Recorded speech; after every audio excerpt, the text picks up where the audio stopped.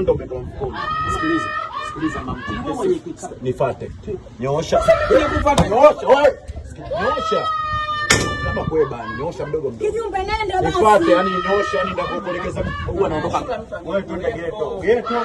Geto kichizi geto. Nyoosha. Nenda. Nilipoongea. Tatizo lilikuwa nini? Wewe mbona nakupigia simu alafu dakika za mwisho simu zangu ukoti noma nini? Simu yangu imepotea, mimi hata sioni. Simu yangu nauliza. Wewe sikilizeni wanangu.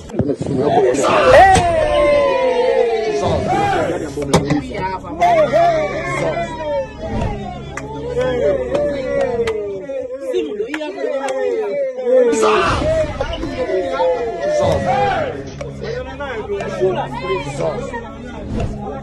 Mama Ashura wewe ni Mama Ashura ni mtu mzima aliamua. Sikiliza mbona. Hivi unajua maana kumchukulia simu mchumba? Tulikuwa tuko kwenye. Wewe sikiliza hamna bado. Unaniambia bado kikao mbona? Yaani sasa mimi naongelea habari za simu za mchumba wangu na umeona bwana? Mimi nimetoka pale moja kwa moja mpaka nikaenda Magomeni. Wale watu wa mchango basi hawajatoa ile mchango wa shilingi 5,500. Nikasema nyinyi hamna kuchukua hela yoyote. Sio mnaelewa vizuri. Abu, mchango wa 3,300 tulikuwa tunaelewana watu kama lazima tuoe wote 3,300. Wazo mtu ambaye atoe jina lake lazima arudi nyuma. Ndio. Sio mnaelewa vizuri.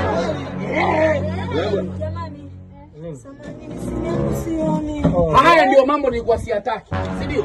Mimi kama kijumbe unakujaje na simu kwenye kikao unasema inapotea. Kwa hiyo hata umheshimu Mama Ashura. Kwa Mama Ashura ni mwizi. Kwa hiyo sisi wezi yani. Kwa hiyo Mama Ashura ni mwizi. Una heshima, si ndio? Una heshima? Bora ulivyoongea. Tatizo lilikuwa nini?